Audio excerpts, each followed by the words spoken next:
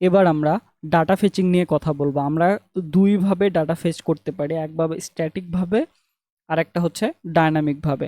তো স্ট্যাটিকভাবে ডায়নামিকভাবে data fetching কিভাবে করব আমরা সেটা জানবো। আমরা আগে কিভাবে ডাটা ফেচ করতাম, ইউজ ইফেক্ট দিয়ে তারপরে ডাটা ফেচ করতাম ফেচ দিয়ে। তো আমরা যদি আগের জিনিসটাই দেখি তাহলে এখানে সাপোজ এর ভিতরে একটা পোস্ট নামের ফোল্ডার তৈরি করে এবং সেখান থেকে পোস্টগুলোকে আমরা ফেচ করে নিয়ে আসবো পেজ ডট জেএসএক্স। ওকে, এখানে নেক্সট ফাংশনাল কম্পোনেন্ট এবং এক্সপোর্ট করলাম এবং এইখানে ডাটাকে ফেচ করব, তাই তো। তো ডাটাকে ফেচ করার জন্য আমরা কি করতাম, ডাটাকে ফেচ করার জন্য আমরা প্রথমে ইউজ ইফেক্ট ইউজ করতাম, তাই রিয়াক্টের ইউজ ইফেক্ট ইউজ করতাম এবং সেটাকে ইউজ ইফেক্টকে আমরা ইম্পোর্ট করে নিতাম কই থেকে, রিয়াক্ট থেকে ইম্পোর্ট করে নিতাম এবং ইম্পোর্ট করে নেওয়ার পরে ইউজ ইফেক্টের ভেতরে আমরা পোস্টগুলোকে দেখতাম যে ফেচ করতাম পোস্ট ফেচ করে এবং সেটাকে জেসন প্লেস হোল্ডারের মাধ্যমে আমরা দেখাইতাম, তাই তো। এটা হচ্ছে ইরোড দেখাচ্ছে।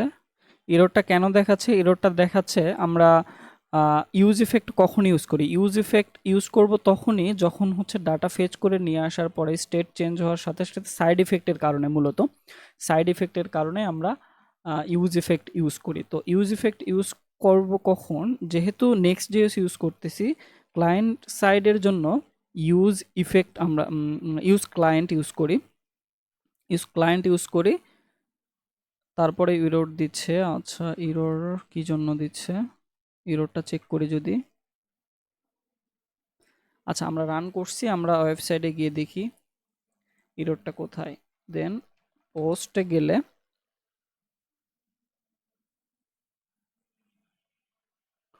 পোস্ট দেখানোর কথা,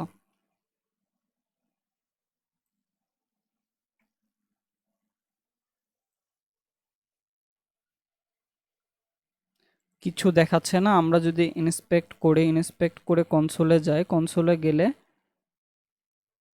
হ্যাঁ, কনসোলে গেলে আমাদের 100টা পোস্ট দেখাচ্ছে। তাহলে আমরা এইভাবে ইউজ ইফেক্ট ইউজ করে ডাটাগুলোকে ফেচ করি এবং এখানে ক্লায়েন্ট সাইড কম্পোনেন্টের জন্য বা ক্লায়েন্ট রেন্ডারিংয়ের জন্য এখানে এটা দিচ্ছি। সার্ভার সাইড রেন্ডারিং এটা হবে না কারণ আমরা ইউজ ইফেক্ট ইউজ করতেছি। তো এটার প্রয়োজন নাই আমাদের নেক্সট জেএস এর ক্ষেত্রে, সার্ভার সাইড রেন্ডারিং এর ক্ষেত্রে। এখানে জাস্ট আমরা কি করব, আমরা জাস্ট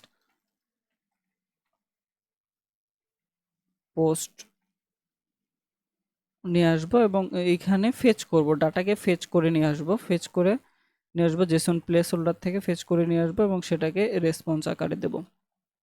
ঠিক আছে, এখন আমরা এই রেসপন্সটাকে কনসোল লক করে দেখতে পারি এবং এটা হচ্ছে এসিঙ্ক অ্যাওয়েট ফাংশন, সেজন্য আমাদের এইখানে অ্যাওয়েট দিতে হবে এবং ফাংশনের আগে জাস্ট অ্যাসিঙ্ক দিতে হবে।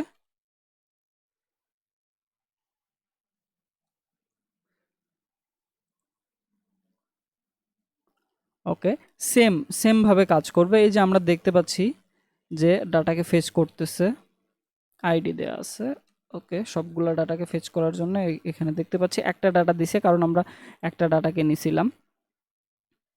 তো এটা এখানে দেখাচ্ছে। এখন কিন্তু আর এই যে ওয়েবসাইটে দেখাবে না, কারণ কি আমরা এই জিনিসটা করতেছি সার্ভারে এবং আমাদের ভিজুয়াল স্টুডিও করে সার্ভার চলতেছে, কিন্তু ক্লায়েন্টে কিন্তু সেটা আর দেখাবে না। আমাদের জাস্ট এখান থেকে ক্লায়েন্ট দেখানোর জন্য এটা ক্লায়েন্ট সাইড করতে হবে। তো এইভাবে আমরা কিন্তু ডাটা ফেচ করি। ডাটা ফেচ করার পরে আমরা যে কাজগুলা করি সেগুলা কিন্তু আগের ভিডিওতেও দেখানো হয়েছে কয়েকবার করে। তো এরপরে এই এই ডাটা ফেচিংটা হচ্ছে স্ট্যাটিক ডাটা ফেচিং। মানে হচ্ছে যখন আমরা এই যে ফেচ ইউজ করতেছি, এই ফেচ কিন্তু প্রমিস রিটার্ন করতেছে। তো প্রমিস রিটার্ন করে এবং সেটাকে ক্যাচ করে রাখতেছে,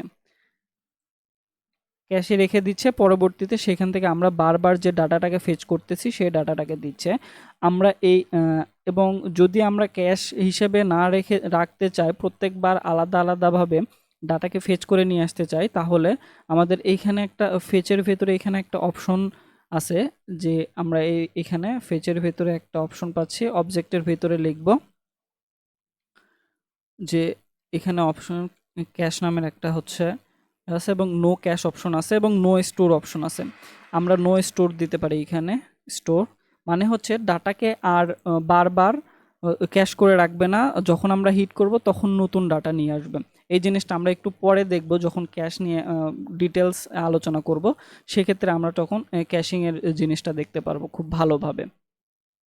এবং যদি আমরা ডাইনামিক করতে চাই তাহলে এখানে নো স্টোর দেব। আর যদি ডাইনামিক না করতে চাই, স্ট্যাটিক করতে চাই, তাহলে বাই ডিফল্ট এখানে নিয়ে নেবে ফোর্স, এখানে নিয়ে নেবে ফোর্স ক্যাশ। এটা বাই ডিফল্ট ফোর্স ক্যাশ থাকে। কিন্তু আমরা যখন নো ক্যাশ দেব বা নো স্টোর দেব তখন কিন্তু আর ক্যাশ করবে না। তো যখন আমরা এটা দেব না বা অন্যভাবেও আমরা ডাইনামিক করতে পারি, এইখানে নেক্সট নামের আরেকটি অপশন আছে এবং সেখানে আমরা এখানেও বলে দিতে পারি ভ্যালিডেশন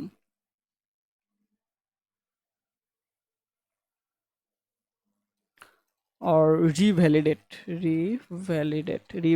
আছে, রিভ্যালিডেট করতে পারি। রিভ্যালিডেট আমরা দিতে পারি 0।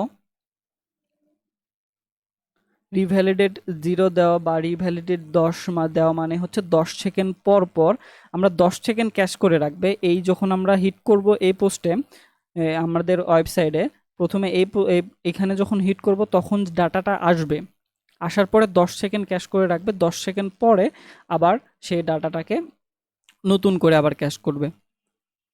তো আমরা পরবর্তী ভিডিওতে ক্যাশিং রিভ্যালিডেশন বিষয়টা নিয়েও জানবো, প্যারালাল ডাটা ফেচিং নিয়েও দেখব।